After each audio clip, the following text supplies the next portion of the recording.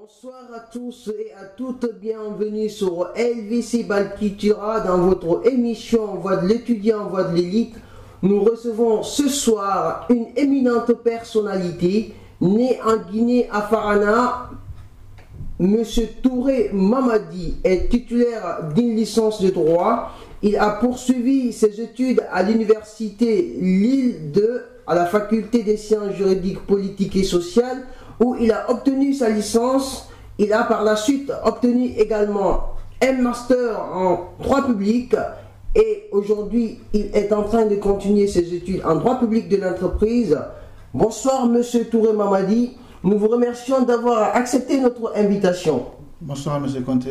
Alors avec vous ce soir nous allons parler de l'état de droit, de la démocratie dans votre pays qui est votre domaine respectif. Mais bien avant, nous aimerions que vous nous parliez un peu plus de votre formation de droit public de l'entreprise, en quoi ça consiste. D'abord je vous remercie pour m'avoir invité à votre émission. Je suis très heureux d'être parmi vous cet après-midi. Et c'est toujours un plaisir de se retrouver entre ses compatriotes pour discuter de ces sujets qui sont très intéressants et très passionnant pour un juriste que je suis. Donc en parlant du sujet, si je parle de ma formation aujourd'hui, comme vous l'avez rappelé, je suis en droit public de l'entreprise, donc un master 2 à Lille 2.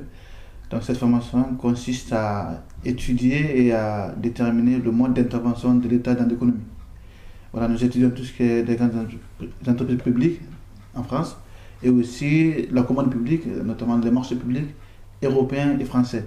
Toutes les règles relatives au marché public, les concessions, les DSP, les PPP, qu'on appelle partenariat public-privé, qui est un mode d'intervention, qui est un mode de gestion qui consiste à une personne publique de confier à une personne privée la gestion, l'exploitation, mais aussi la construction d'un équipement. Après, la personne privée va se rémunérer à travers des dépenses payées par les usagers, mais aussi un montant que l'État ou la personne publique qui l'a confié paye chaque mois. Donc voilà en gros nos domaines d'études dans le cadre de mon master 2. Alors aujourd'hui, en votre qualité de juriste, notamment en droit public de l'entreprise, quel peut être aujourd'hui l'apport de cette formation et vous personnellement votre apport dans le processus d'édification, de construction et de développement de votre pays dans ce secteur? Je vous remercie monsieur de m'avoir posé cette question parce que ça me tient particulièrement à cœur. Il faut savoir que cette formation pourrait être très intéressante pour un État comme la Guinée où non seulement nous connaissons des difficultés économiques mais aussi un développement de nos infrastructures qui sont très moroses. Donc si par exemple on prend l'État guinéen, il faut que pour que cette formation réussisse ou à s'appliquer dans mon pays, il faudrait d'abord que nous voyions d'abord la décentralisation. Parce que dans le cadre de ma formation, les collectivités locales jouent un rôle très important. Parce que si par exemple nous étudions ce qu'on appelle les CM, les sociétés d'économie mixte ou les entreprises publiques locales, ce sont des sociétés qui sont détenues par les collectivités. Si par exemple je prends un exemple entre les deux, je prends par exemple les EPL, qu'on appelle entreprises publiques locales. Tout récemment, nous avons été envoyés par l'université à Paris pour assister à un forum européen des EPL. Donc tous les pays européens ont envoyé des représentants pour assister à un forum des EPL. Donc c'était rencontrer toutes les collectivités européennes. Il y avait les grandes villes européennes, Barcelone, Vienne, Autriche, il y avait Rome, il y avait Milan, tout ça. Toutes ces collectivités, les grandes collectivités, bénéficient de la part de l'État d'un transfert de pouvoir qui les permet de mettre en application certaines compétences qui les sont dévolues à travers ces transferts qui sont reçus de la part de l'État. Cela leur permet de constituer des sociétés parce qu'eux-mêmes ne peuvent pas se constituer en société commerciale. Cela est dévolu au rôle des sociétés parce que quand tu vois un maire qui fait du commerce, forcément ça cause problème. Donc les collectivités créent des sociétés publiques, donc qui sont les principaux actionnaires, et que ces sociétés mettent en application des projets de développement commun. Par exemple, construction des équipements, une route, pas une route, exploiter par exemple un budget, ça peut être géré en régie. Donc c'est la collectivité qui est la seule actionnaire. Donc ce sont des sociétés qui permettent non seulement à l'État, non seulement de défendre l'intérêt général, mais aussi d'avoir de l'argent. Donc pour un pays comme la Guinée, si on a par exemple, on permet aux collectivités, Kindia ou Mamou, je prends ces deux villes, on permet à ces collectivités d'avoir les moyens de mettre en place des sociétés, des entreprises publiques locales, qui les permet non seulement d'agir non seulement pour l'intérêt général, mais aussi à vendre des services au privé, ou même qu'une société privée. Donc cela permet non seulement il y a des intérêts, non seulement on a un développement pour ces équipements, mais aussi on a l'argent qui rentre dans la caisse de la collectivité. Voici en gros l'intérêt d'un tel mécanisme dans notre pays.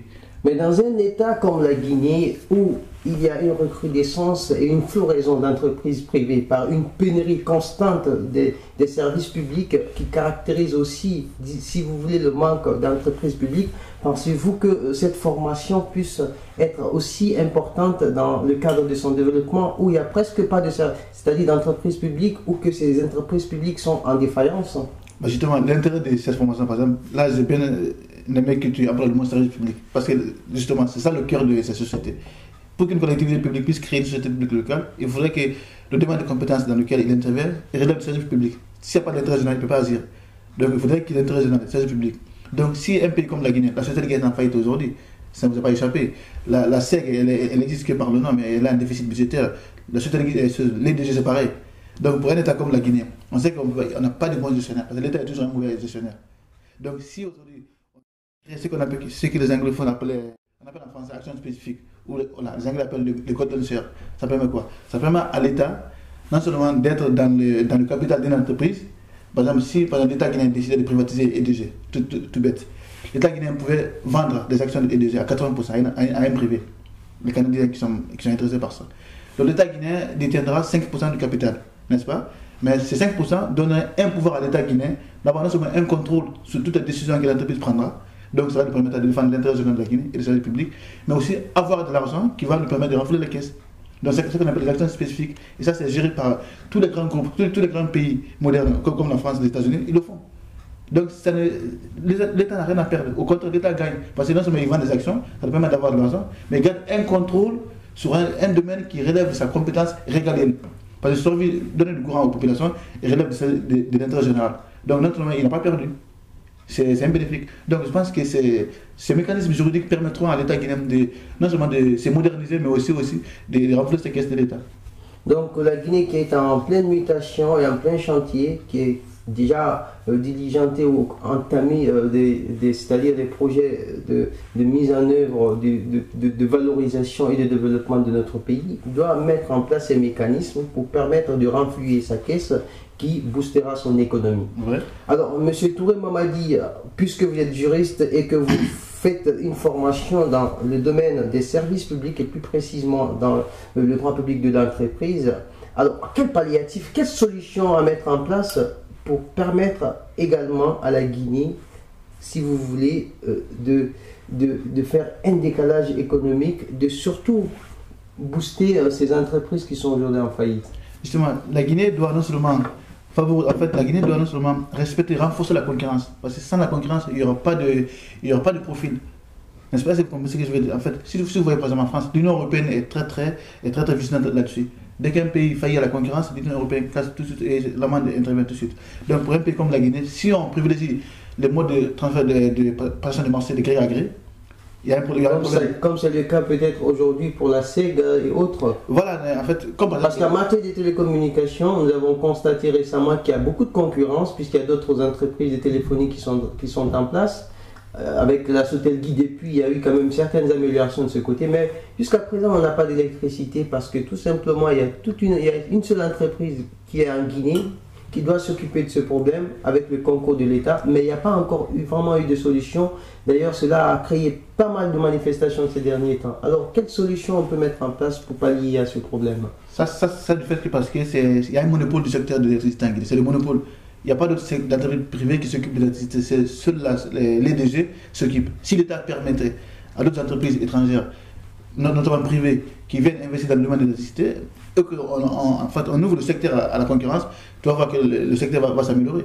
Mais c'est l'État seul qui a la main là-dessus, la main dessus, et que les DG est géré par des gens qui ne sont pas compétents. Parce que forcément, si c'est l'État qui gère, ce sont des fonctionnaires qui gèrent, et ces fonctionnaires n'ont pas forcément la formation de la culture de l'entrepreneuriat qui les permet une gestion efficace de ce secteur. Donc je pense que pour une solution durable et efficace, il faudrait que l'État ouvre ce secteur à la concurrence.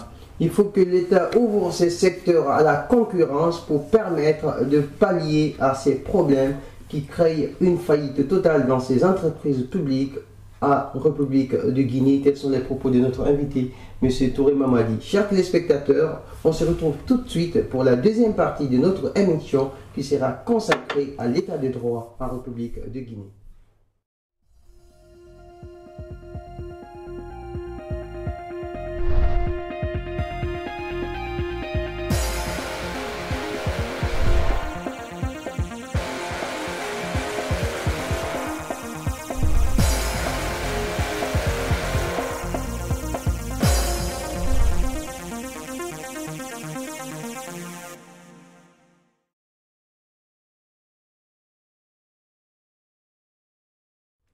On se retrouve, chers téléspectateurs, avec notre invité, M. Touré. Avec lui, tout de suite, nous allons parler de l'état des droits, de la démocratie dans notre pays.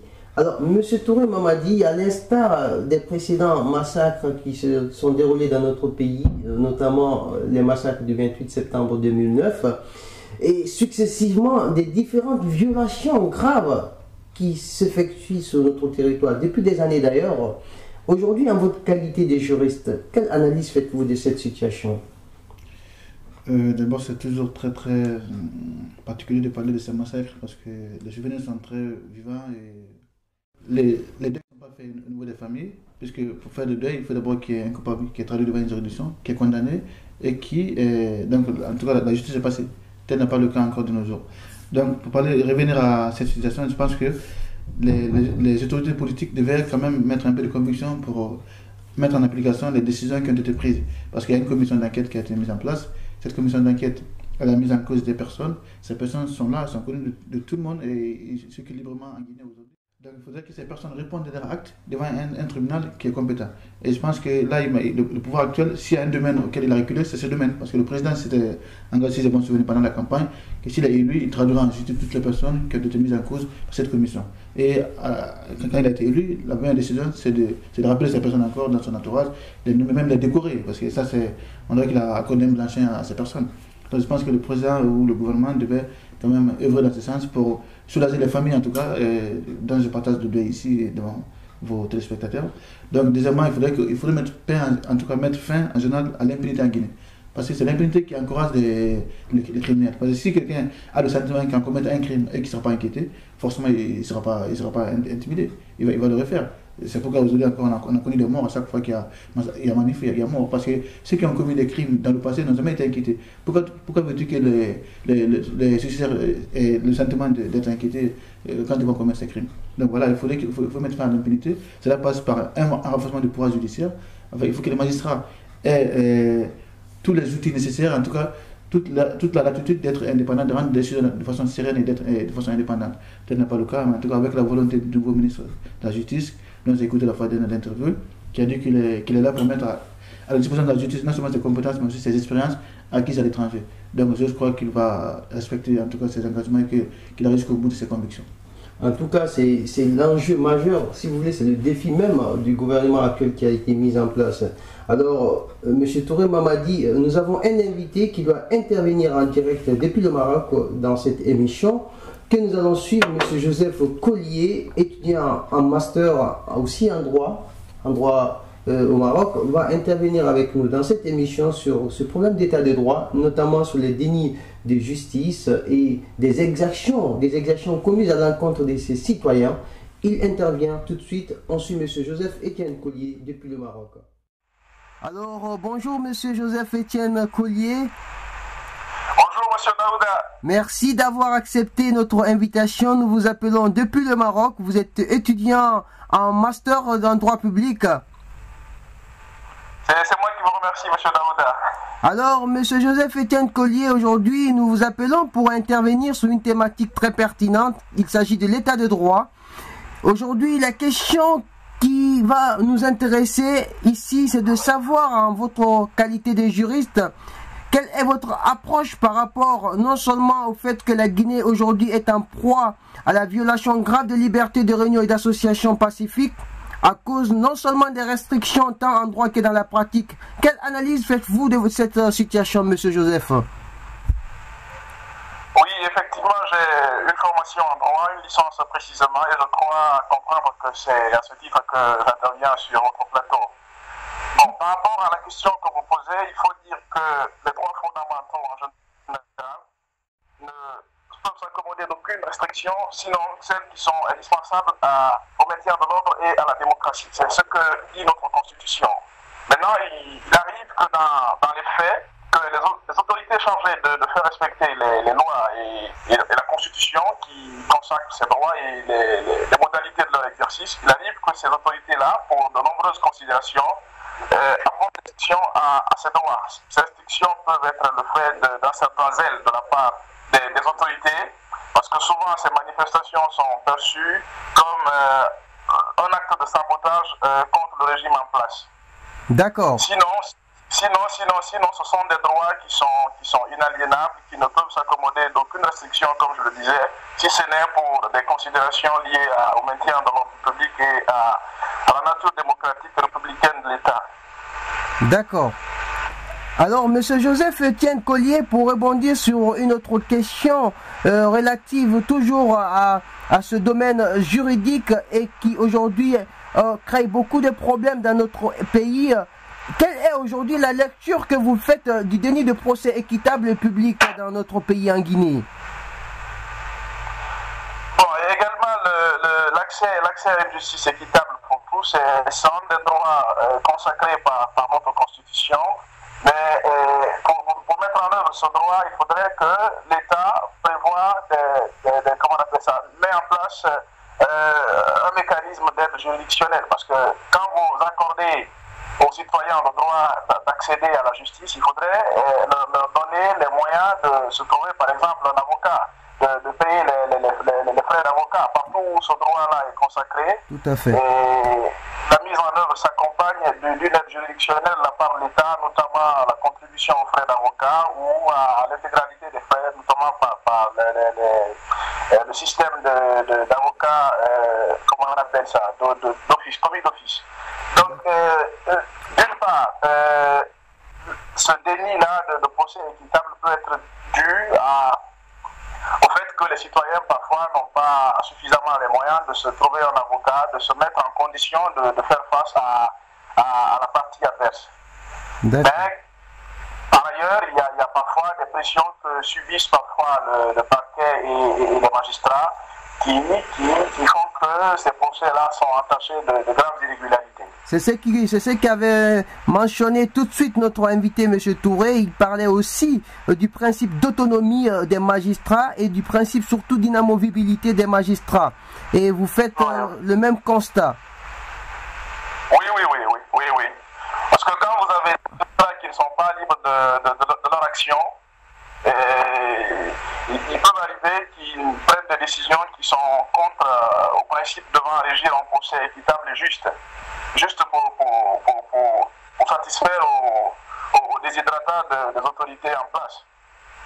D'accord. Donc c'est important un coup d'assommoir au libre exercice de la justice dans notre pays. Le fait que les magistrats n'agissent pas en toute indépendance. Ok. Voilà une très bonne approche, M. Joseph. Alors pour finir, quelle solution pour lutter contre ces exactions à l'encontre de nos citoyens? Par rapport aux solutions, je dois d'abord dire que là, nous avons juste traité de quelques exactions liées à la manifestation. De droit. Alors que nous avons, droit de manifestation, droit d'association et autres, mais nous avons d'autres droits qui sont violés dans notre pays, tels que le droit à l'intégrité physique, l'interdiction de la torture et de tout traitement inhumain et dégradant. Donc il y a d'autres droits qui connaissent aussi une certaine violation dans notre pays. Donc dans l'ensemble, moi il n'y a pas de recette toute faite. J'adopte une démarche clinique qui consiste à identifier les victimes et les auteurs, pourquoi celui qui commet telle violation le fait, et par rapport à ça, on apporte des solutions appropriées. Donc je pense à cet égard, on peut voir par exemple que la plupart des exactions, notamment contre les droits d'association et de réunion, sont liées à l'usage disproportionné de la force publique par nos agents de maintien d'ordre et de sécurité. J'allais toucher ce problème parce qu'au fait en Guinée, le problème n'est pas que les victimes sont connues, les auteurs aussi sont connus, mais souvent il se trouve qu'ils sont quand même sous la couverture des hommes politiques. Oui, j'en viens. Donc, par rapport à nos agents de maintien d'ordre, il faut une certaine sensibilisation, une formation à ces questions de droits de l'homme là. D'accord. Et les professionnaliser davantage afin qu'ils puissent utiliser pour réprimer des manifestations les moyens qui conviennent à l'ampleur de ces manifestations-là. Mais quelque part, il y a aussi la responsabilité des citoyens. C'est vrai que notre constitution et nos lois nous garantissent un certain nombre de droits, mais nous ne savons pas comment exercer d'exercer ces droits-là. On en abuse. Donc il y a aussi une sensibilisation à faire du côté des citoyens, qu'on sache ce que la législation nous permet et comment cela devrait s'exercer. Et aussi rompre avec la tradition d'impunité. Vous le mentionnez tout à l'heure, il y a des gens qui agissent sous couvert de nos autorités ou qui sont parfois auteurs de ces exactions, mais qui ne sont pas inquiétés. Donc cela laisse le lit à la récidive et renouvelle d'autres types d'exactions. Donc rompre avec la tradition d'impunité, sensibiliser, comme je le disais, les agents de maintien en ordre et de sécurité, sensibiliser les citoyens aussi sur cette question de droits de l'homme-là, ça pourrait permettre de réduire de manière drastique ces formes de violation. Alors merci Joseph Etienne Collier d'être intervenu sur nos antennes encore une fois. Nous avons été ravis de vous recevoir aujourd'hui et nous espérons vous retrouver très prochainement. C'est moi qui vous remercie, Daouda. Comme je le disais, c'est un honneur d'intervenir sur des questions d'enjeux majeurs pour notre pays et la question des droits de l'homme et de l'état de droit, même si on ne s'y est pas attelé à cause du temps, en sont des questions toutes aussi importantes pour notre pays, les unes que les autres. Merci Daouda. Nous espérons quand même reparler de tout ça avec vous de façon plus exhaustive lors d'une prochaine émission. Merci Monsieur Joseph Collier. D'accord. Ça sera un plaisir pour moi. Merci. Ouais. Bonne soirée. Comme le disait tantôt notre invité, je pense qu'aujourd'hui notre État a besoin d'une justice forte. Il faut que la justice soit forte pour que notre pays puisse, si vous voulez, redorer le blason judiciaire afin de pouvoir faire face à toute cette crise qui aujourd'hui fait que la Guinée ne recouvre pas l'état de droit comme cela est disposé dans nos textes de loi, dans la Constitution et même dans la Déclaration universelle des droits de l'homme. Alors, M. Touré Mamadi, pour revenir sur ce problème, aujourd'hui, en votre qualité de juriste, quelle solution pouvez-vous apporter à notre pays pour s'extirper de cette situation, de ce problème? Et si je devais parler de respect de l'état de droit ou proposer des solutions, il faut savoir que l'état de droit, c'est aussi une notion très très subjective. Hein. Il faut le reconnaître, c'est très très subjectif cette notion. Parce qu'il y a toujours un équilibre à trouver entre le respect des libertés individuelles, mais aussi le respect de l'ordre public. Donc, en fait, la tâche du juge, c'est de trouver un équilibre. Parce qu'il y a des droits qui se rencontrent. Et ces deux droits ont toujours les mêmes valeurs juridiques.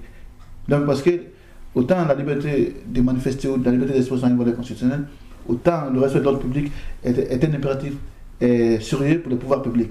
N'est-ce pas? Et tous les juristes te diront, en tout cas, n'importe quel juriste te dira que devant une liberté collective, la liberté individuelle n'a pas de place. On a vu tout récemment en France, on a interdit à un humoriste de se produire parce que on a dit qu'éventuellement, cela porte atteinte à l'ordre public. Parce que son intervention était susceptible, donc ce n'est pas le cas, susceptible de causer un trouble à l'ordre public. Donc on a déduit de son sketch un éventuel trouble à l'ordre public. Donc on a interdit, alors que la liberté d'expression en France, c'est une valeur constitutionnelle, mais on a interdit au nom de l'ordre public. Donc c'est pour te dire que chez nous, c'est très compliqué parce que les magistrats, forcément, ils n'ont pas une formation publiciste. Tous les magistrats guinéens, ils sont en général des privatistes. Donc chaque fois qu'il y a un problème qui est soumis, il va d'un œil privatiste. Donc du coup, il y a chaque fois un problème à trouver un équilibre entre respecter le droit du citoyen à manifester et aussi respecter le droit de l'État à interdire toute manif qui est susceptible de dégénérer. Généralement, les problèmes, c'est souvent en Guinée lié inhérent aux manifestations qui sont aussi à valeur légale. Ce que je dis, justement, à chaque fois qu'ils écoutent les uns et les autres, tendance à chacun défend d'un côté en fait. Non seulement les opposants, ils ont tendance à dire que oui, on a droit à manifester, c'est la Constitution qui nous garantit. Sauf que j'oublie à rappeler aussi que oui, autant que le droit de manifester, autant aussi l'État aussi a le droit de vous interdire si votre manif peut dégénérer. Donc pour cela, l'État peut se baser sur des faits passés. Parce que si dans le passé, il y a eu cassage de voitures individuelles, il y a eu des marchés qui ont été perturbés, il y a eu des morts. L'État peut dire non, vous avez manifesté avant.